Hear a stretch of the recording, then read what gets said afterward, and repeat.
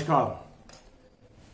पर्यावरण संरक्षण की आवश्यकता एवं महत्व बहुत ही प्रासंगिक, बहुत ही आवश्यक, बहुत ही उपयोगी और न केवल मानव जाति अपितु संपूर्ण ब्रह्मांड के लिए एक समसामयिक विषय। सबसे पहली आवश्यकता पर्यावरण को समझने की है। वास्तव में पर्यावरण का अगर शाब्दिक अर्थ जैसे देखा जाता है तो परि प्लस आवरण, यानी हमारे चारों ओर का परिवेश। हम एक इस भ्रांति में रहते हैं कि पर्यावरण का आशय हम केवल प्राकृतिक पर्यावरण से लगाते हैं, अर्थात हमारे चारों ओर जो वायुमंडल है, वायु, जल इत्यादि जो चीजें हैं उनसे हम पर्यावरण का आशय लगाते हैं। जबकि वास्तव में एक समाजशास्त्र का अध्यापक और समाजशास्त्र का विद्यार्थी होने के नाते मैं पर्यावरण को एक अलग संदर्भ में देखता हूं। पर्यावरण से आशय हमारे चारों ओर का केवल प्राकृतिक परिवेश ही नहीं है, बल्कि सामाजिक परिवेश, जिसके अंदर हमारा लालन पालन होता है, जो हमारा सांस्कृतिकरण होता है, जो शिशु अवस्था से हम शनै शनै वृद्धावस्था तक हमारा जो समाजीकरण होता है, जिस समाज में हम पलते बढ़ते हैं उस समाज के जो सांस्कृतिक मूल्यों को, सामाजिक मूल्यों को हम आत्मसात करते हैं, उस समाज की हमारी जो प्रथाएं, परंपराएं, संस्कृति है, उसका जो हम सीखते हैं और उसके अनुरूप हमारे से व्यवहार की जो अपेक्षा की जाती है, वह एक सामाजिक पर्यावरण होता है। साथ ही साथ प्राकृतिक पर्यावरण निश्चित रूप से बहुत आवश्यक चीज है, क्योंकि हमारे को जीवित रहने के लिए ऑक्सीजन की आवश्यकता है और वो ऑक्सीजन हमारे को इस पर्यावरण से ही प्राप्त होती है। पेड़ पौधों द्वारा हमारे को ऑक्सीजन मिलती है और हम कार्बन डाइऑक्साइड छोड़ते हैं। न केवल वायु बल्कि जल ही जीवन है, जैसा कि हमने सुना है। और यह भी हम सब जानते हैं, बहुत ज्यादा विस्तार में जाने की आवश्यकता नहीं है, कि सभी लोगों का ऐसा मानना है कि अगला जो विश्व युद्ध होगा वो जल के लिए ही होगा। कितनी चिंता वाली बात है और कितना एक हम सबों के लिए सोचनी बात है कि जहां एक समय ऐसा था कि जब जल को प्याऊ लगा करके, जल को हम लोग एक प्रकार से दान के रूप में हम लोग जल को लोगों को पिलाया करते थे, वह जल आज बोतलों में बंद होकर के पैसा दे करके प्राप्त हो रहा है। बहुत ही चिंतनीय और बहुत ही शोचनीय विषय है। मित्रों, आवश्यकता इस बात की है कि हमें 84 लाख योनियों के उपरांत ये मानव जन्म मिला है और मानव जन्म इन 84 लाख योनियों में सर्वश्रेष्ठ जन्म है। मनुष्य को जितना विवेक, जितनी बुद्धि, जितनी जागरूकता इन प्रभु ने दी है, उतनी जागरूकता किसी अन्य प्राणी को नहीं दी है। यद्यपि समाज मानव जाति का भी होता है, मानव समाज होता है, इसी प्रकार से पशु समाज भी होता है, लेकिन जितनी जागरूकता और जितनी बुद्धि और जितनी संस्कृति इंसान को दी गई है, ईश्वर के द्वारा प्रदत्त है, ऐसे और किसी भी जाति को, ऐसी किसी भी अन्य उसको प्रदत्त नहीं है। तो निश्चित रूप से हमें समय समय के अनुसार हमें विकास करना है, हमें आर्थिक विकास करना है, हमें शनै शनै अपने सामाजिक विकास करना है, ताकि हम इस प्रगति की दौड़ में निरंतर आगे बढ़े। किंतु साथ ही साथ हमारे को उन चीजों का भी ध्यान रखना अत्यंत आवश्यक है जिनका हम दोहन कर रहे हैं या जिनका हम उपयोग करके आगे बढ़ रहे हैं। अब पर्यावरण के अंतर्गत यदि हम चौड़ी सड़कें चाहते हैं, 6 लेन चाहते हैं, बड़े बड़े हाईवे चाहते हैं, तो निश्चित रूप से इसके लिए हमारे को क्या करना पड़ रहा है, हमें सोचना पड़ेगा। हमारे को सबसे पहली बात, यदि हमारे को सड़कों का चौड़ीकरण करना है, हमें द्रुत गति से अपनी सेवा, अपने परिवहन के साधनों को यदि चलाना है, परिवहन वाहनों को यदि हमें द्रुत गति से चलाना है, रेलवे ट्रैक डालना है या बड़े बड़े हाईवेज बनाने हैं, 6 लेन हाईवेज अगर हमारे को बनाने हैं, ताकि हमारा यातायात द्रुत गति से हो, हमारे को एक स्थान से दूसरे स्थान पर जाने वाला लगने वाला समय कम हो, तो इस सबके लिए हम सड़कों का चौड़ीकरण कर रहे हैं। और उस चौड़ीकरण के परिणाम स्वरूप क्या हो रहा है? उस चौड़ीकरण के परिणाम स्वरूप हम वृक्षों का कटाव हो रहा है, वनों का कटाव हो रहा है, तमाम प्रकार की स्टेशनरी, हम कहने को ऑनलाइन डिजिटल युग में जी रहे हैं, हर चीज इंटरनेट पर उपलब्ध है। लेकिन जहां पर हम सॉफ्ट कॉपी की बात करते हैं, वहां पर हम हार्ड कॉपी की भी बात करते हैं। बगैर हार्ड कॉपी के हम कुछ काम करते हैं, सॉफ्ट कॉपी का भी उपयोग कर रहे हैं, लेकिन साथ ही साथ हार्ड कॉपी का भी उपयोग कर रहे हैं। यह केवल मेरे घर में नहीं, किसी प्राइवेट क्षेत्र में नहीं, बल्कि सरकारी क्षेत्र में भी ऐसा हो रहा है। और आप सभी जानते हैं कि यह कागज कहां से आता है। यह कागज लकड़ी से बनता है और लकड़ी के लिए वनों का कटाव होता है। तो अगर इस प्रकार से इसी गति से वनों का कटाव होता रहा, तो जो वृक्ष हमारे को वायु देते हैं, ऑक्सीजन देते हैं, हमारे जिंदा रहने के लिए आवश्यक हैं, वह वायु हमें कहां से प्राप्त होगी। और इसका सबसे बड़ा अभी विभत्स दृश्य हमने कोरोना काल में देखा। कोविड-19 के दौरान हमने देखा कि ऑक्सीजन के लिए, ऑक्सीजन सिलेंडर के लिए कितनी मारामारी हुई, कितनी मानव जन्म जो है, कितने मानव उस ऑक्सीजन के अभाव में चले गए। उस ऑक्सीजन के लिए क्या क्या भुगतान करना पड़ा, मनुष्य ने मनुष्य का कितना दोहन, कितना शोषण किया, यह सब चिंतनीय बातें हैं। निश्चित रूप से अगर हमने इसके ऊपर चिंता नहीं करी, चिंतन नहीं किया, मनन नहीं किया, तो आने वाली पीढ़ी हमारे को कदापि क्षमा नहीं करेगी। हम उन्हें क्या दे रहे हैं, हम आने वाली पीढ़ी के लिए क्या तैयार करके जा रहे हैं। केवल पैसे से जीवन नहीं चलता। आज किसी भी व्यक्ति को क्या खाना है, खाना तो भोजन के रूप में रोटी है, भोजन के रूप में सब्जी खाना है, लेकिन पैसा तो नहीं खाना। और पैसे से वो सब्जी आती है, लेकिन हम अपने पैसा कमाने के लालच में, इस आर्थिक भागदौड़ की जिंदगी में, अंधानुकरण में इतने हम जागृत होते हुए भी सुषुप्त अवस्था में आ गए हैं कि हमने इतना एडल्ट्रेशन, इतना मिलावट हर चीज में कर दी है। आप किसी भी चीज को देख लीजिए, हरी सब्जियों के ऊपर रंग चढ़ा करके परोसा जा रहा है। आप देखिए पानी के अंदर, आप देखिए पानी की लाइन निकल रही है तो वहां से लोग अपने कनेक्शन ले रहे हैं और वहीं पर अपना सीवर का लाइन का कनेक्शन मिला रहे हैं, जिससे परिणाम स्वरूप क्या हो रहा है, पानी घरों में गंदा आ रहा है, सीवेज की बदबू आ रही है।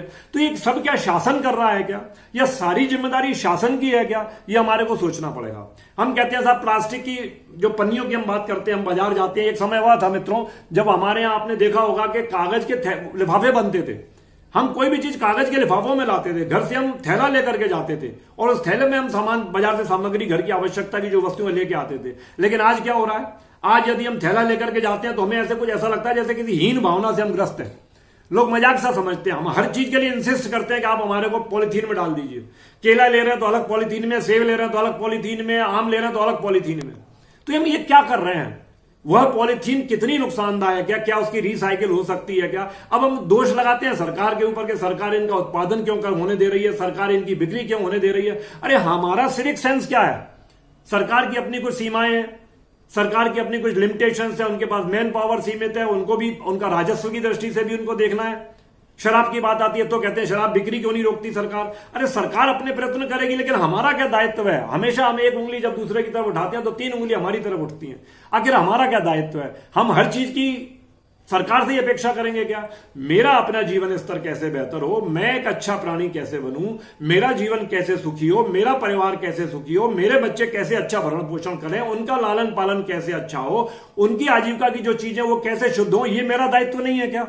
क्या ये भी सरकार का दायित्व है क्या। तो मैं अपने दायित्व से तो विमुख ना हूं। हम डिस्पोजेबल चीजों में खाने लगे हैं, डिस्पोजेबल के खा करके चाहे जहां फेंक देते हैं। मैं जिस घर पे रहता हूं, मेरे घर के पास एक नाला है, तमाम घर के लोग, वहां पर आसपास के घर के लोग उस नाले के अंदर अपना कूड़ा डाल के जाते हैं, जबकि बाहर नाले के बाहर स्थान बना हुआ है कूड़ा डालने के लिए। प्रतिदिन नगर निगम की गाड़ी आती है, वहां से वो कूड़ा भर करके ले जाती है। लेकिन आदत क्या पड़ी हुई है कि वो पन्नी जो है फेंक देने की उसके अंदर, नाले के अंदर। अब उस नाले के अंदर मेरे आपके जैसा एक व्यक्ति उतरता है, वह व्यक्ति उस नाले के अंदर सफाई करता है। सोचिए आप कितना अनहाइजेनिक कंडीशन में वो व्यक्ति काम करता है। हमारे आपके जैसा मनुष्य, हमारे आपके जैसा भाई है, उसको नौकरी तनख्वाह मिल रही है, लेकिन उसको उसके बदले में कितना कुछ करना पड़ रहा है। तो वह ठीक है या यह ठीक है कि मैं वह कूड़ा सामग्री जो है वहां ना डाल करके जो शासन द्वारा निर्धारित स्थान है, नगर निगम द्वारा जो निर्धारित स्थान है वहां पर डालूं। इतना चिंतन मनन कोई नहीं करता। यदि आप किसी से कहेंगे भी तो कुछ अच्छे लोग हैं, उस चीज को समझते हैं, उनसे अगर ये कहा जाए कि भाई हमारे जैसा व्यक्ति इसको साफ करता है, वो समझते हैं और बाहर डालने लगते हैं। लेकिन कई लोग लड़ने को भी आ जाते हैं। आपको क्या जा रहा है कि आपको सफाई करनी पड़ रही है क्या। इस प्रकार की भावना यदि हम रखेंगे, इस प्रकार की यदि हम सोच रखेंगे, तो हम एक स्वस्थ समाज का निर्माण कभी नहीं कर पाएंगे। हम चाहते हैं कि हमारा देश अव्वल आए। प्रधानमंत्री जी ने स्वच्छता अभियान चला रखा है। अब हम क्या करते हैं, आज आप देखिए सबसे ज्यादा बाजार में गंदगी किस चीज की है, केवल 2 चीजों की है, एक प्लास्टिक और दूसरा ये जो पाउच, ये जो खाने की आदत है लोगों को, जो गुटखा वगैरह खाते हैं, वहीं गुटखा खाएंगे, 2 पन्नियों का आपस में गुटखा मिलाएंगे, वहीं फेंक देंगे।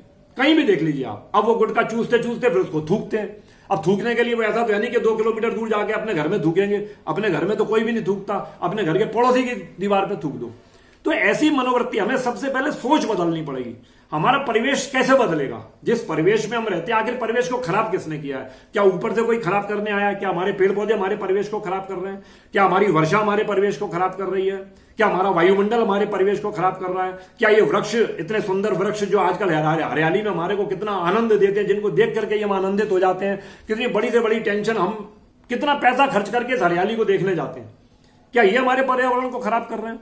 मित्रों, पर्यावरण को हम खुद खराब कर रहे हैं, हमारी सोच खराब कर रही है। ऐसा नहीं कि हम एक विवेकशील प्राणी नहीं है, हमें केवल उस दिशा में सोचने की आवश्यकता है। तमाम ऐसे लोग हैं जिनको, मेरे घर के बगल में विशाल मेगा मार्ट है, मैंने उनसे निवेदन किया, मैंने कहा भाई साहब आप ये कूड़ा जो फेंकते हो, निश्चित रूप से आपके घर से जो कूड़ा निकलेगा कहीं ना कहीं फेंकेंगे अपन, उसके लिए शासन द्वारा व्यवस्था की गई, अपन भुगतान करते हैं, गार्बेज शुल्क लगता है, लेकिन आप उसको निर्धारित स्थान पर तो फेंकिए। अब आप देखिए आजकल वर्षा का सीजन है, नाले के अंदर अगर आपने कोई ऐसी चीजें डाल दी, प्लास्टिक की पन्नी डाल दी, अपने घर का कूड़ा डाल दिया, जो भी आपकी घर की सफाई हुई, आपका घर का मलबा, आप घर बनवा रहे हैं अच्छा घर बनाने के लिए, आप अच्छा घर चाहते हैं, इसलिए अपनी दीवारें चौड़ी करके, घर चौड़ी करके नवीन उसको करना चाहते हैं, लेकिन जो वहां से जो कचरा निकला, वहां से जो मटेरियल निकला, वो आपने वेस्ट मटेरियल कहां डाला? वो आपने नाले में डाल दिया।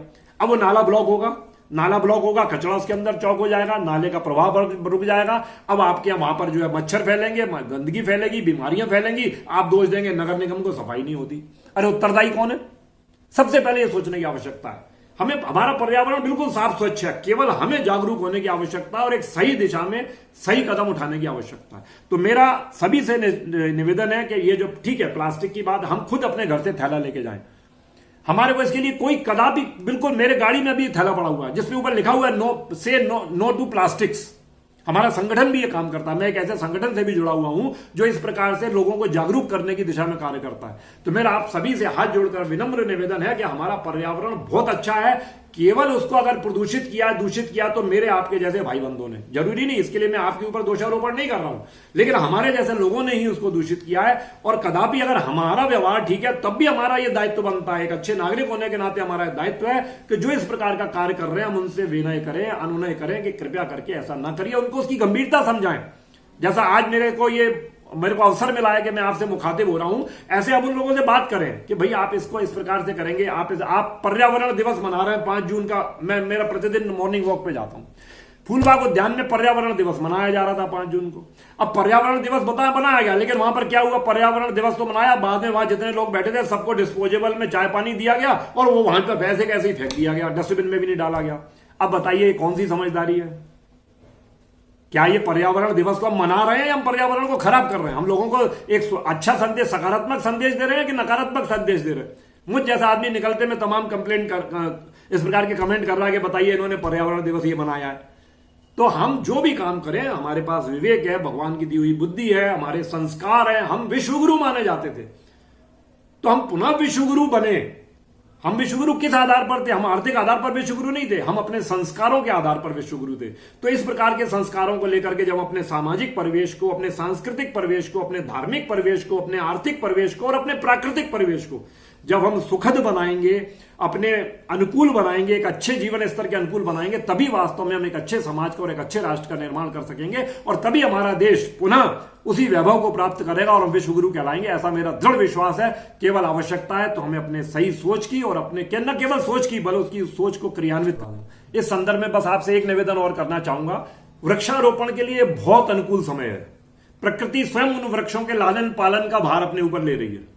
तो हमें आज के समय में जितने अधिक से अधिक वृक्ष हम लगा सकते हैं, केवल वृक्ष लगाने से आशा नहीं है, उन वृक्षों के लालन पालन से आवश्यक। जैसे हम अपनी बच्ची का पालन करते हैं, हर वृक्ष को हम अपनी बच्ची माने, अपनी बच्ची के ऊपर अत्याचार होते नहीं देख सकते, अपने बेटे बेटी को सूखते हुए नहीं देख सकते, उनका भरण पोषण जिस प्रकार से हम करते हैं, ऐसे ही उन वृक्षों को जिनको हमने लगाया है उनका दायित्व हम लें, अपने परिवार में अपने पुत्र पुत्री के समान मान करके उनका जब हम लालन पालन करेंगे तो जब वो वट वृक्ष के रूप में विकसित होंगे तो निश्चित रूप से हमें एक अतीम ऐसा आनंद मिलेगा जिसकी अनुभूति आपको इस जन्म नहीं अगले जन्म में भी रहेगी और आपके पुण्य कर्म में वो जुड़ेगा। इसलिए मेरा आपसे निवेदन है कि आप अधिक से अधिक इस समय में वृक्ष लगाएं। हरियाली महोत्सव आ रहा है, शासन की भी एक योजना चल रही है अंकुर अभियान, इसमें हम सब मिलकर के अधिकाधिक संख्या में इस समय का, मुश्किल से 15-20 दिन महीने भर का समय हमारे पास है, हम अधिकाधिक वृक्ष लगाएं। अपने घरों में गमलों में वृक्ष लगाएं, अपने घर के बाहर यदि जगह है हमारी खुद की उसमें वृक्ष लगाएं और पशु पक्षियों का भी ध्यान रखें। अपने छत के ऊपर पशु पक्षियों के लिए दाना डालें ताकि उनका भी भरण पोषण हो सके और हम वास्तव में एक पुण्य कार्य के भागीदार बन सके। इस महाकुंभ में, पुण्य के इस महाकुंभ में कुछ आहुति हमारी भी हो, ऐसा सौभाग्य हमें मिले। बस यही आज के दिन में आपसे कहना चाहता हूं। करने की बहुत बहुत धन्यवाद।